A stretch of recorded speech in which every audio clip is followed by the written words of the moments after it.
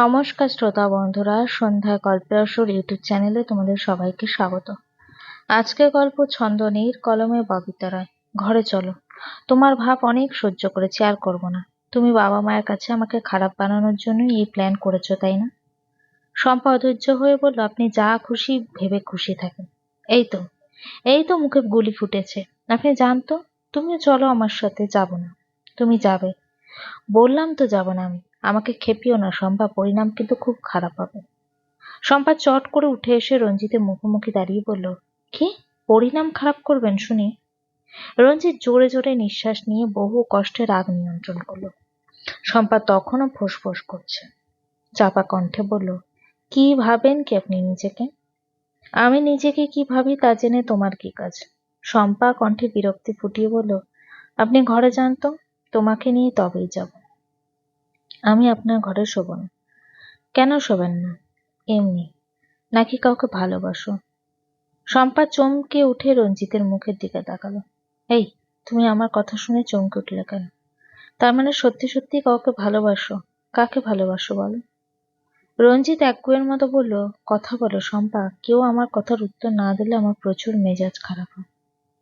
রঞ্জিত আচমকা শম্পার দুই বাহু শক্ত হাতে চেপে ধরল।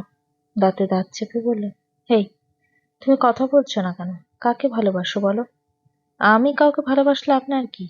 আমার কি, তাই না? আমার কি, তাই তো?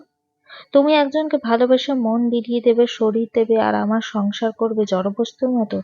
আমি কিছু জিজ্ঞেস করলেই উত্তর দেবে না, আমার ঘরে শুতে চাইবে না, আমার সাথে ভালো ব্যবহার করবে না, সারাক্ষণ দূরে দূরে থাকবে। এক সেকেন্ড তুমি তোমার সোকল প্রেমিকের কথা শুনে আমার সাথে খারাপ ব্যবহার করো, তাই না? আর আপনি কার কথা শুনে আমার সাথে খারাপ ব্যবহার করেন? আমাকে রাগিও না শম্পা।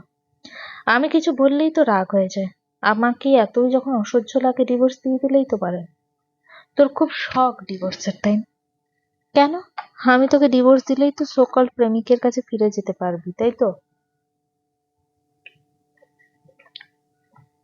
দরকার হলে তোকে নিজের হাতে মেরে ফেলবো, তবুও ডিভোর্স দেব না। এবার বল, কাকে ভালোবাসিস? কতদিনের সম্পর্ক তোদের? কি হয়েছে তোদের ভেতরে? রঞ্জিতের কথা শুনে শম্পার গা গুলি উঠল। রঞ্জিত থেমে নেই। শম্পার নীরবতা দেখে ওর মাথায় আগুন ধরে গেল। ইচ্ছে করছে ঘরের সবকিছু ভেঙে চুরমার করে দিতে। কেন শম্পা অন্য কাউকে ভালোবাসে? কেন? কেন? কেন? শম্পার হাত দুটো পিছন দিকে মুচড়ে ধরল রঞ্জিত। শম্পা ব্যথায় কুঁকড়ে গেল। এই শম্পা, সত্যি করে বলো, তুমি কাকে ভালোবাসো? বাসি একজনকে, ভালো, প্রচুর ভালোবাসি তাকে। তার নাম তো মরে গেল, আপনাকে বলবো না। কেন বলবেন না আমাকে? সেও কি তোমাকে ভালোবাসে?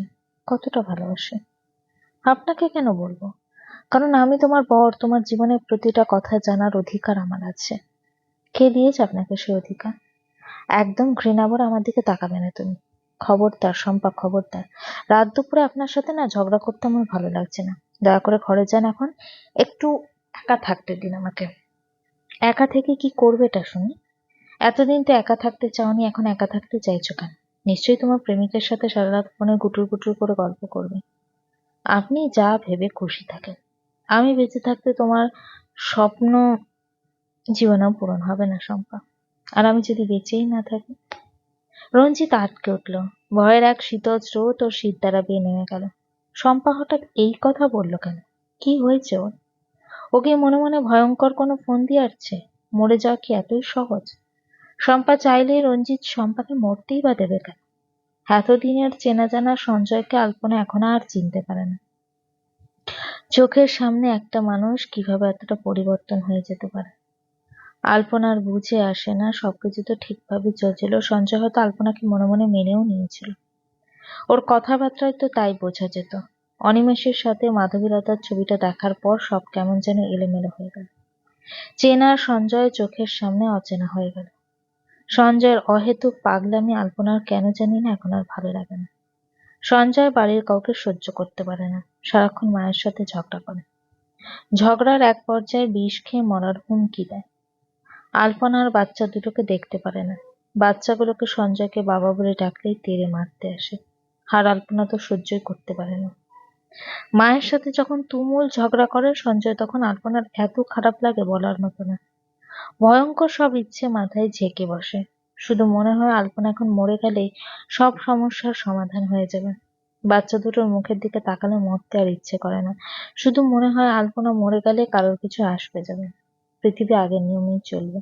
কিন্তু বাচ্চা দুটোর পৃথিবী অন্ধকার হয়ে যাবে, শৈশব কৈশোর নষ্ট হয়ে যাবে। বাচ্চা দুটোর মায়া ভরা মুখের দিকে তাকালে বাঁচতে ইচ্ছে করে। আলপনার প্রচুর ভয় আছে। একটা ভয়ঙ্কর উড়ো খবর পেয়েছে, খবরটা সত্যি হলে যে কি হবে এই ভেবেই আলপনার হাত পা ঠান্ডা হয়ে যাচ্ছে।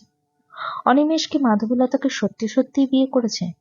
যদি ঘটনা সত্যি হয় তো সঞ্জয় তো পাগল হয়ে যাবে, সবকিছু লন্ডভন্ড করে দেবে। অনিমেষ তাকে আর মেয়ে পেল না, এত মেয়ে রেখে তার প্রাণপ্রিয় বন্ধু প্রাক্তন প্রেমিকাকে কেন বিয়ে করতে হলো? কিসের প্রতিশোধ নিচ্ছে অনিমেষ দা? কেন এরকম একটা ভয়ঙ্কর কাণ্ড ঘটালেন উনি? ওনার বন্ধুর রাগ জেদ সম্পর্কে আর কেউ না জানলে ওনার তো ভালো করে জানার কথা। ঘটনা যদি সত্যি হয়, দুই প্রাণপ্রিয় বন্ধুর চিরশত্রু হওয়ার দৃশ্য আলপনাকেও নিজের চোখে দেখতে হবে। সবকিছুর জন্য আলপনার এখন নিজেকেই দোষী মনে হয়। সেদিন বোকার মতো সঞ্জয়কে বিয়ে করার সিদ্ধান্ত না নিলে এত ঘটনা ঘটতো না।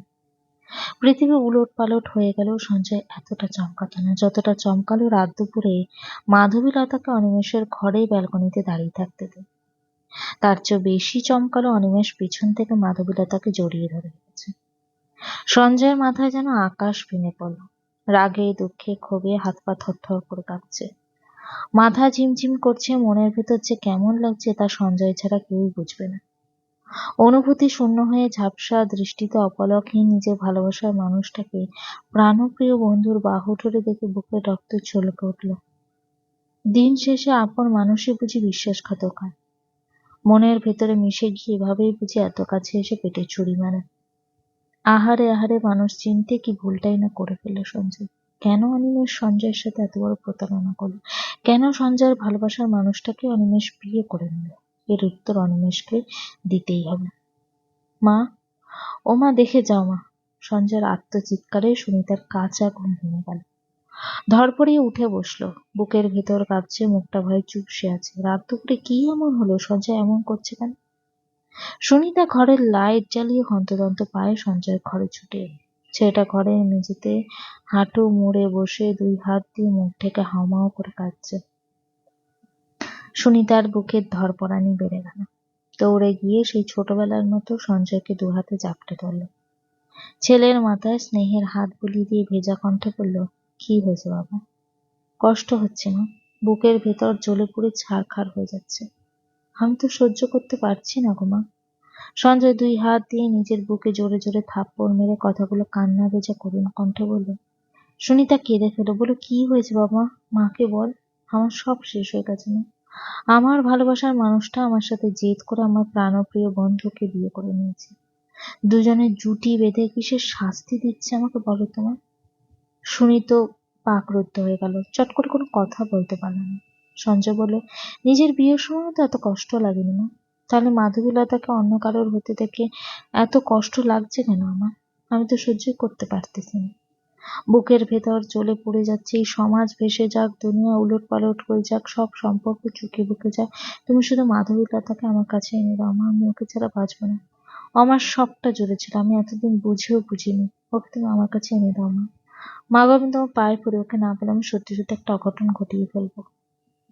আলপনা দরজায় দাঁড়িয়ে নিঃশব্দে ব্যাকুল হয়ে কাঁদছে। সঞ্জয়ের ভালোবাসায় পরিপূর্ণ আকুতি ভরা পাগলামি আলপনার ভেতর পর্যন্ত নাড়িয়ে দিয়েছে। নিজেকে এখন সবচেয়ে বেশি অপরাধী বলে মনে হচ্ছে। সুনিতা বলে, শান্ত হ বাবা। কেউ কারোর জন্য সারা জীবন অপেক্ষা করে না। কেন অপেক্ষা করবে মা?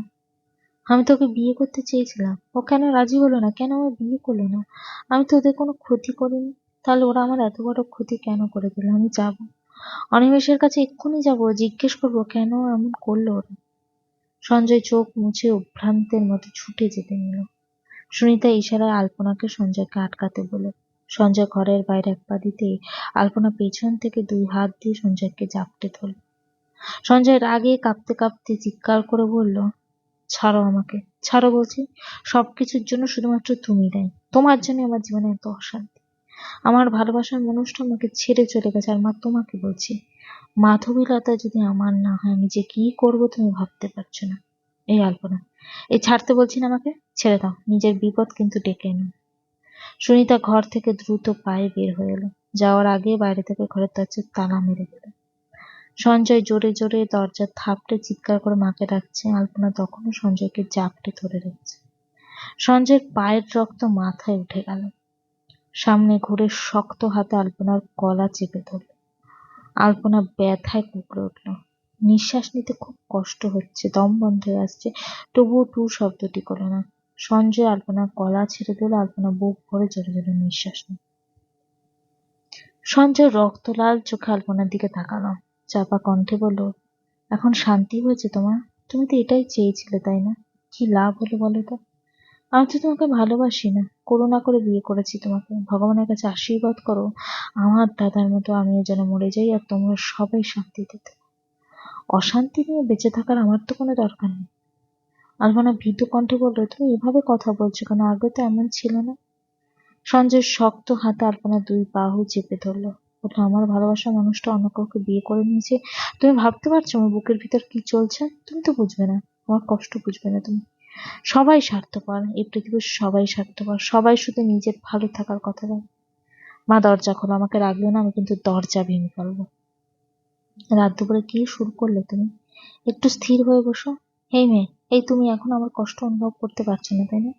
বুক চিরে যদি তোমাকে দেখাতে পারতাম না আমার বুকের ভিতরে কি হয়ে যাচ্ছে, তাহলে কিন্তু আমার কষ্টটা তুমি বুঝতে। আমার মাথা ব্যথায় ফেটে যাচ্ছে, বুকের ভিতর অসহনীয় যন্ত্রণা। মাকে দরজা খুলতে বলো প্লিজ। আমি মাধবীলতার কাছে যাব, ওর সাথে আমার কতদিন দেখা হয় না।